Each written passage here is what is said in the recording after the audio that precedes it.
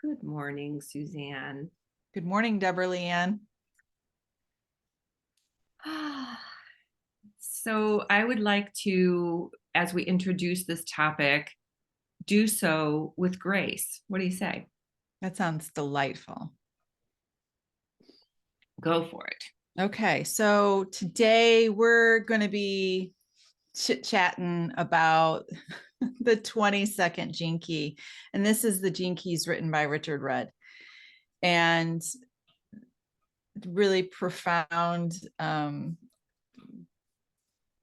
key. And when I feel into it, I'm just going to talk about the 3 different states of consciousness within this, embedded in this key. The shadow state, or the very human state, is dishonor. And the Siddhic higher, what we'll call higher state for now, is grace. And it's through the gift of graciousness. So that's the path. That's the path, right? So that's the gift. So it's dishonor, graciousness, grace. Right. And this is all about grace under pressure. And I would like to make sure that everyone understands that we are all of it. We are all. We don't just go from dishonor and then we move up the scale and we never have to go back to dishonor again. Sorry. It is the seed that helps us find grace. So we wouldn't have an oak tree if we didn't have that acorn, right? So it's such a different teaching than 15 years ago, 10 years ago, where it was all about you move beyond your shadows, you move beyond those reactive tendencies, those human tendencies. I'm like, now I see it over and over again as, oh, I am on the playground learning how to do this. And every time I fall, I'm like, oh, that doesn't work. Let's see, what do I want to do it this way? With grace.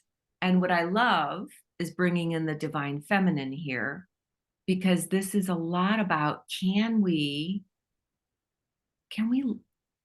love on ourselves when we do the dishonor thing, when we lie to ourselves, when we try to cover up something we don't like and we don't want others to see, all those little things that we do that keep us from being accountable. I loved it how he kept bringing in, he goes, that always kind of brings in accountancy, like those guys that sit around and tally up the money and the numbers but it is that. Yeah, it's a bank account. Right. And you know how often we most wanted the parenting, the love that would take care of us when we were bad as well as when we were good. And not everybody got that. The other thing that's different is there's the parents that are overly what's it called? Where you just forgive, and then don't hold the child accountable. And that is fascinating. And one of the things I heard Richard say is that he and his wife had raised their children he says, some people would call it neglect, because we let them learn the lessons they need to learn in the time that they're ready to learn them versus, I need to push this on them now. And I wish I would have parented differently. I can change that now though. So, which is probably why I think grandparents are so much better with kids. Because we learn. Okay. Well, and we grace, right? Okay, just let's give us some grace of spaciousness in that. And, I think that it's interesting that it's tied to our suffering, and it's one of the things of suffering, right? So which is why we try to. So don't shame yourself. Yeah. I didn't do that. Right. Like when you trip and you look around, did anybody see me? If nobody saw me, then it didn't really happen. Right. I don't know. I'm feeling called to just talk about the 6 core wounds of humanity. Oh, that's a great place to start. Yeah, let's just dive into the meatiness of it. The ugliness of it. Okay. So 1 is repression.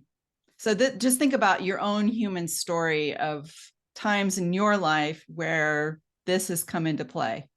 And I'm like raising my hand every single time I listen or read these words. So repression. 2, denial. 3, shame. 4, rejection. 5, guilt. And 6, separation.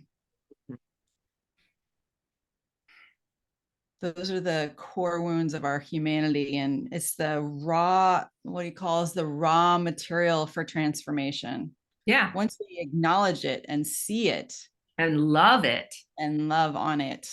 It's the Yeah. only way to heal it is when we embrace it and integrate it versus running away, boxing it up and putting it in the attic because we don't want to look at it anymore. That doesn't work. And once we take, this was so good. I know I'm jumping, but I love this concept. Once we take full emotional responsibility of those, that's where the freedom occurs.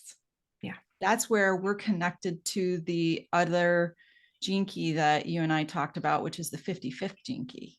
Yeah. Not too long ago, which is all about freedom.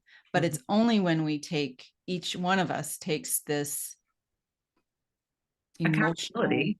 accountability and awareness of it, and noticing this is so beautiful how it shows up. Like we'll be watching the news, or we'll be in a discussion with our partner or spouse or child or whatever, and their stuff, their emotional stuff triggers something in us, and we want it to be theirs without so this is the accountability part of, oh wait, this needs to be calm so I can really be there and listen to what's going on with them, because very often we can't hear because our own stuff is so lit up. Accountability, our wounds are being triggered by their wounding. And so it's the dance we play in humanity, which is what has gotten us to some of the chaos that we have going on right now. Complexity is where we understand that, oh, this is what they're experiencing right now. Can I just calm myself enough to be with them and love on them? So it's a very different, I think that's where the divine feminine comes in. The other pieces, there were 7 of those core wounds, right? Yeah. Let's see. No, there are 6 core wounds. Okay. But there are 7 bodies of being. Right. And the other piece that we will talk about in a whole nother series at some point is the 7 sacred seals, that is what we are each individually working on, but how it will transform humanity to allow us to move beyond the living from the core wounds, which is pretty much what we're living from right now. Well, and the other thing I loved about this, when we really honor, this is, we're moving from the dishonor state. If we really truly honor ourselves, I should say, let me go back. If we dishonor ourselves, our own soul, or we dishonor other people, that's where we get suffering. Oh, yeah. And so if karma. I mean, this is we're all creating karma. This is all connected to the Akashic field. Every word, every thought, every action that we take place in, take ownership of your part, because it's all interconnected. Yeah. It's, it's like a, boomerang. It might come back and bounce back at you. So, and in the past, I love this, how humanity's evolution is speeding up. In the past, very often we had to come back in a different lifetime to work on this karmic stuff. Whereas now, sometimes it's coming back, the boomerang thing that you talked about, like really fast, like sometimes in minutes or an hour. Like, are you ready to clear it? Yeah.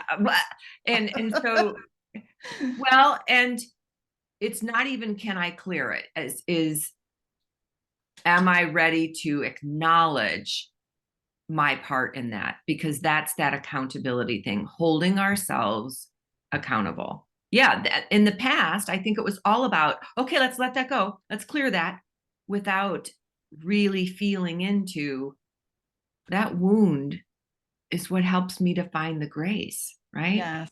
It helps me to remember going, okay, this is painful and suffering. What would be, oh, graciousness. Oh, I freedom. think I think it might be both. I think that while we're here on this planet, we are clearing karmic wounds from not only us, but Generation. time Mhm. generations. And so, yes, there is some cleanup aisle 5 going on. Lots of that. That's the Right, problem, is we haven't done enough of that. I right, think we've been aware of the wounding from our parents and our grandparents and way back, right. but we have not been, I don't believe we've given ourselves the graciousness to sit in that. Do you want to feel that suffering anymore? Right. It's What's my part in it? How can I shift that? and I just while we're here, I want to talk just briefly about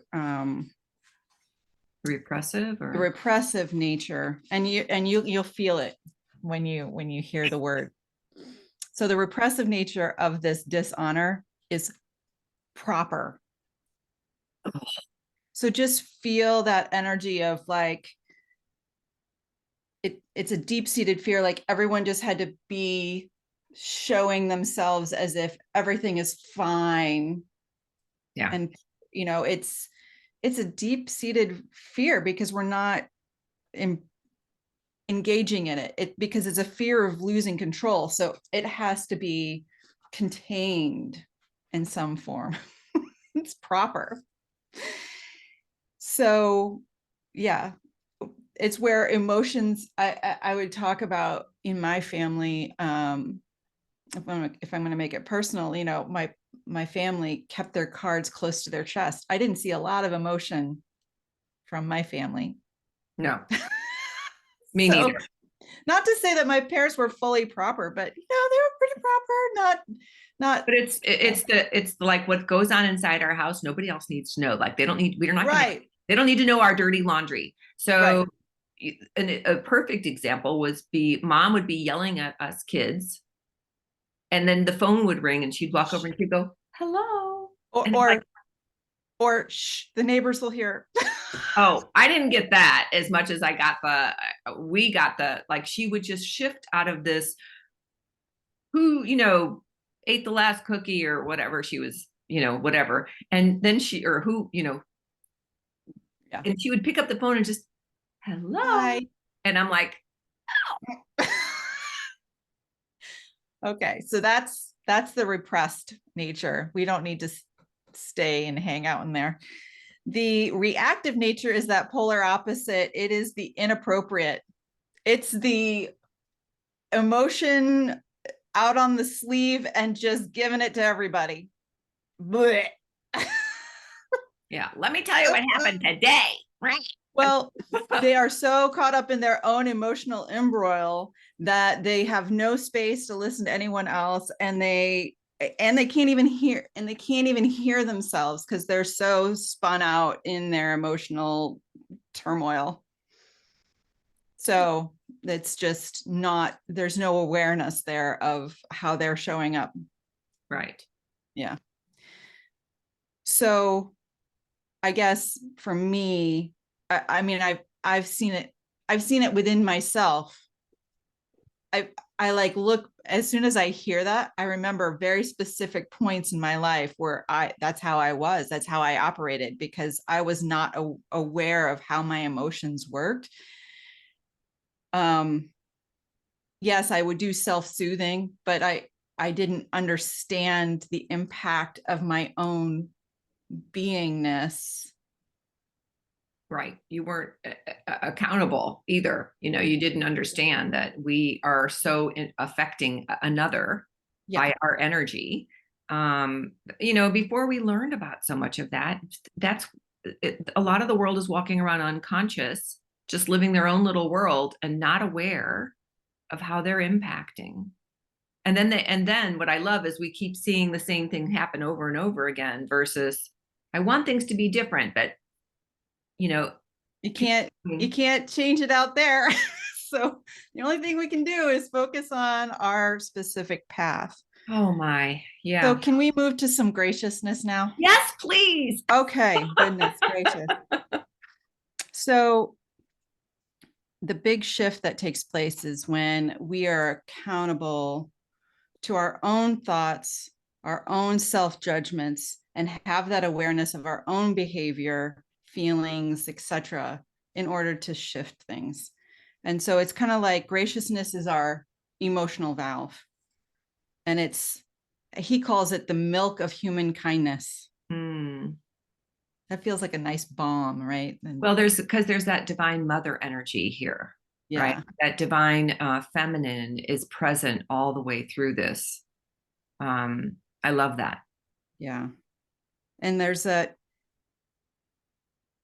respecting others by respecting yourself and not allowing yourself to become a victim of somebody else's emotional turmoil, recognizing that that's what they're going through and just holding that space and not being affected or swayed by what other people might be experiencing or going through. And it doesn't mean we don't feel it. Right. Because there's a distinction there. It's like the feelings are still going to be there.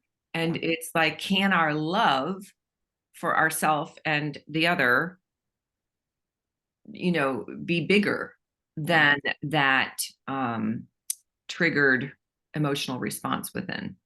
And I think that it stems from a lot of work on self-forgiveness and self-love. Self-awareness. Yeah. And self-awareness. Awareness first, and then you get to the forgiveness, and then you can get to the self-love. But it's like, how does he call the transforming shadows? Richard calls it, first of all, you have to, accept or allow those shadows to be there. I mean, can you allow them to be there?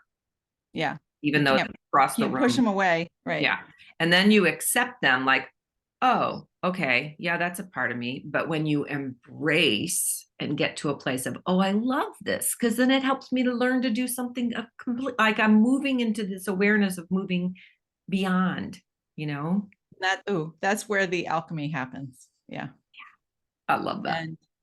And that's where I love the word equanimity. Yes. You're not susceptible to the barrage of other people in their stuff. I used to see the image of being the eye of the storm. Mm-hmm. The storm is flying around and tossing everything all around us. And can we find our own center, our own presence in that moment? And that's another one, is being in the moment of now too. Yeah. Versus very often worry and stuff is in the future, and suffering is in the past. But can we just be here? Be in it. Yeah. That felt good. That did feel good. Dropping into the center there. And so from graciousness, we can move into grace. And that's when we are owning our own stuff and treating ourselves and others with dignity. Being all of it. Right. So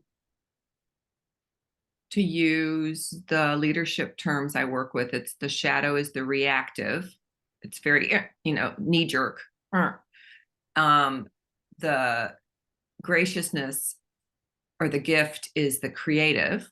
Like, I'm making a choice. I'm making space for there to be love here.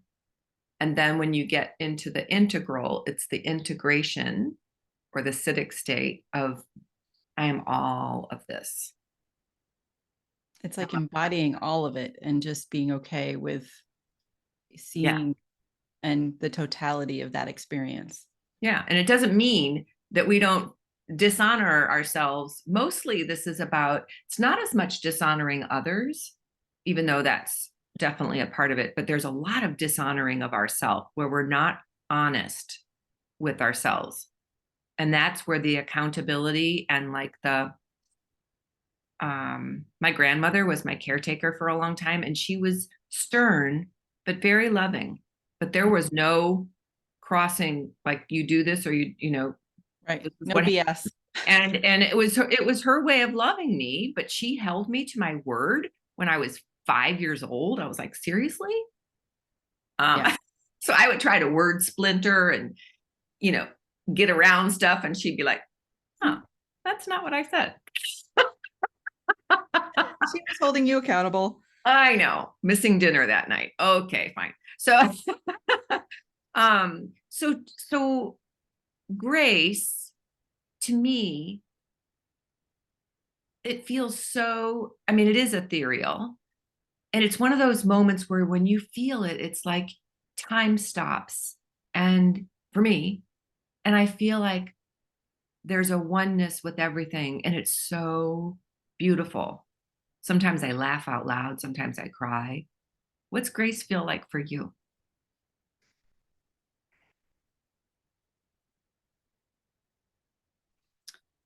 Um, it feels open Yeah. and spacious.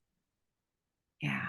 Yeah. I think dishonor feels tight and constricting. Constricted. Yeah. And Graces. yeah, I can. You want to share the mudra for it? Yes, please. We've been playing with how to explain this to you all. And so if you're listening and not watching, let's see, what minute is this? We're probably at like close to 30-minute mark, but um so if you would take your pinky fingers and crisscross those, and then pick which hand you want the two middle fingers to go inside and outside. Mm. And your two index fingers cross. So the pinkies are crossed, the index fingers are crossed, and the thumbs then touch each other like a triangle. So these two are crossed, and you can nestle one at whichever one into that space between the thumb, so that you've got three on top and two fingers down below, and your pinkies crossed. When you put that together and sit with it in your lap, and just allow grace to be here with us. Allow our bodies to basically relax into grace, inviting grace. Mm. It is to uncover and reveal. Oh, yeah. It's there. It's just sometimes we don't feel it or notice it because we're in our own space of humanness, which is totally okay. And can we give ourselves grace when we're in that humanness space? You know, Exactly. um, the days of like beating up on ourselves, they are long gone, because look what we're doing as a collective with that. We're so harsh on one another and the planet. Um, and so Gaia and the planets and, you know, this, all of these citic states, but grace is such a reminder to just let go and let be. Mm. Much more to discuss on this one. Let's stop here and go to. I'd like to just invite people to know that we will be doing an equinox blessings circle, where the collective energy of coming together on this auspicious day of balance is, what are we willing to bring in more of? What are we wanting to let go of? What can we, you know, make space for as we uh, move forward in 2024? What do we want to call in and let go? But the other thing is, there is a huge body of teaching that we couldn't possibly get into. There's several parts of 22 that were beyond our time for our little gene key chats where we need to dive in deeper. And so, do you want to introduce what we have planned down the road? So one of them is playing with the 7 sacred seals. And that is opening up like the final revelation of working and blossoming into a new being. Yeah. And and grace is the seventh seal. So like it like builds until it encompasses all of the healing of these wounds on our Yeah, the 6 core wounds planet. then ends up with grace. Mhm. So it's big stuff and fun and for another day. So Yes. until then, I wish you a graceful and grace-filled day, and till our next time together.